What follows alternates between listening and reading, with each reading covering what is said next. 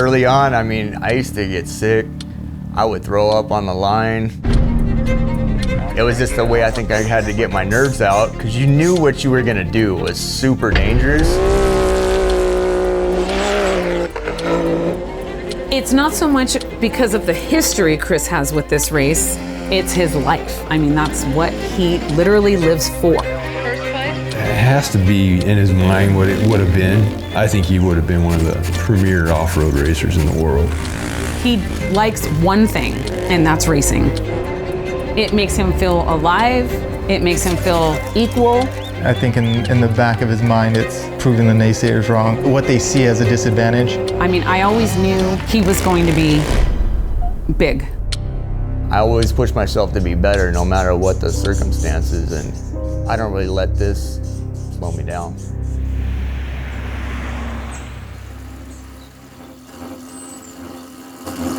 Chris always was goal driven from day one of me meeting him. He already knew what he wanted.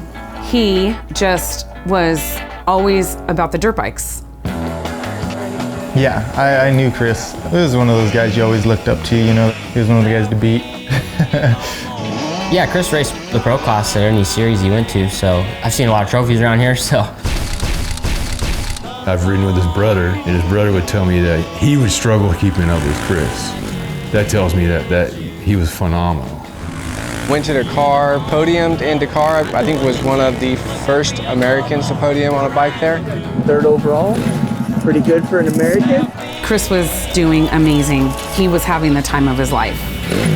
In 2008, Chris was on his way to becoming the first American to win the Dakar Rally, and then he had his accident.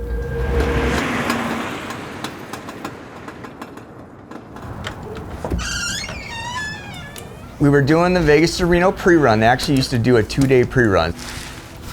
I went into like a silt pocket, and I hit it and it kicked up the back wheel pretty bad. Then I hit something else and got pile drove in the ground, and I went to get up and I just couldn't get up, and I was struggling to breathe. He thought his legs were like cut off. That's what he said. And I'm just like, wow. For somebody to experience that and explain it that way is beyond heartbreaking.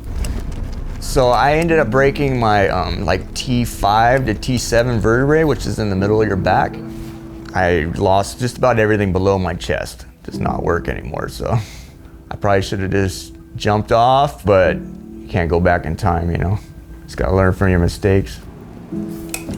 And you always think like, oh, this is temporary, this is temporary. Get a little muscle spasms. They just do that on their own, it's interesting. In a couple weeks, he's gonna be walking. In a couple months, he's gonna be walking. And then after a year, you're like, wow. So this is probably one of my most important machines. It allows me to stretch everything out, especially my core. I think about myself and what I was going through at that time, but some people just go into that state where they're just done. I mean, who wants to be around someone that's down and out? For his family, I'm sure it was really, really tough. You wouldn't know it by talking to Chris. I've never heard him complain about being in that chair one time. Morning. You ready to rock this morning? I watch what he goes through every day. Chris has helped a lot of people. Nobody's ever walked away not grateful for it. He had his race team that he had and sponsored kids and a couple older guys, and I was fortunate enough to ride for his team and learn. I want to race anything, I want to be a part of racing. I like to see stuff that I build and compete at the highest level. I take a lot of Chris's knowledge and experience and try to apply it to myself. I think everybody needs some kind of purpose and things that they're able to do without thinking about their disability or their injury or whatever, so. It just so happened that within a few months of his accident, the first side-by-side came out. He's like, I could put hand controls on that thing. Can-Am came out with the X3 the first year, and I decided to wait. I spent a whole year saving, and I paid off my house, and then I said, now I can go racing and see what we can make of this. So as far as building the cars for him, I help him on getting him in quality equipment. Hand controls was pretty straightforward. You use down as throttle and forwards brake, and it's just a mechanical linkage system, so all we had to do was bolt it on. The X3 platform, as we all know, is really competitive and really fast. first time out. We actually got second. After that, we started winning a lot of races. He did great. And this year, he's won 3 big races. It's going amazing. That was fun. I liked it. It's nice and smooth and comfortable. We can roll 90 plus, like, with no belt temp issues or nothing. I just have to show that, I mean, you can push past what you've dealt with, and I have something to prove. I think it just gives him back the thrill of competition. Mentally, I'd imagine he goes through all types of things that we don't even know. And mentally in a car, outsider looking in, it doesn't faze him at all. Driving with one arm and throttle in the other, that has to be a mental task. I have to prove to myself this is where I belong. I belong there, and I belong in the lead pack. Chris doesn't really raise his voice or get excited, like kind of jive good in the car. Jay's a really big aspect to the team. He knows the car well. We work really well together. I could see what he's gonna do, like wheel in the car, and I just verify, like, okay, yeah, you can do this. It was good. I have no idea how I qualified, but I was happy with the run. I made a little mistake in the beginning, but everything else went smooth after that, so. Clayton, did they have live timing? Yeah.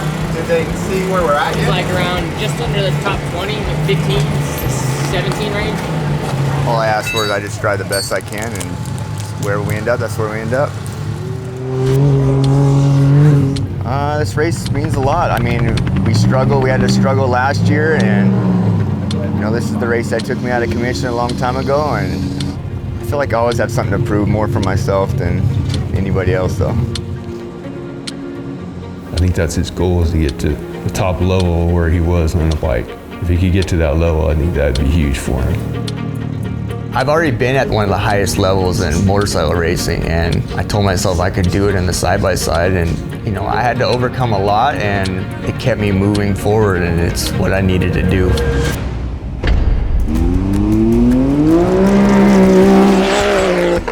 He's accomplished more than a non-paralyzed person in life and everything he does. I love being in the car. I'm super calm, relaxed. I just do what I do. And he won't stop until he is the best at it. He's not even thinking about what happened to him, I guarantee it. He's thinking about how he's gonna win this race. It's amazing how mentally tough he is. I mean, you have to be able to push yourself to the next level, and the next level, and the next level. So we're out here, pit 8, getting ready to do the final fuel for the day, and hopefully we can get to the finish strong after this and bring it home with no issues. Okay, copy. Just keep us posted. Got it? Need more fluid? Chris said we got bleed brakes. He's got no brakes. Okay, copy. We're ready. Yeah, just leave it off. Rear. Pump it, Chris. Is that good brakes? Good, what's good? Plans changed as Chris was coming in. He just didn't have any brakes, so we were able to fix that, bleed the brakes for him. We were able to do it all in pretty timely manner, so the crew was killing it on that pit. Anybody else might have just thrown in the towel. That was never an option for him. It never, ever once crossed his mind. They're almost in, Clayton. How are they doing? They're rolling, they don't need anything. Oh, okay, cool. So yeah, it was the complete opposite. It probably pushed him even more. Congratulations! Here's your finisher pins. Awesome, thank you. You're welcome.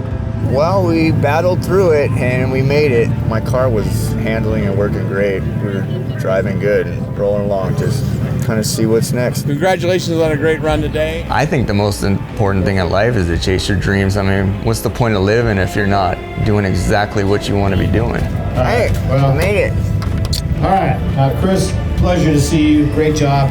Well, I'm just glad to be here this year. You can't hold yourself back because of something that happened. There's a lot of possibilities. I'm just stoked, dude. We're driving up in the group.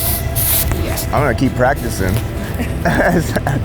I've run into a lot of people that have told me that it's like, hey, I bought a side-by-side after I got hurt because I saw you were doing it, and then they're driving it around. They're like, it's just awesome to see people moving forward like you're supposed to be.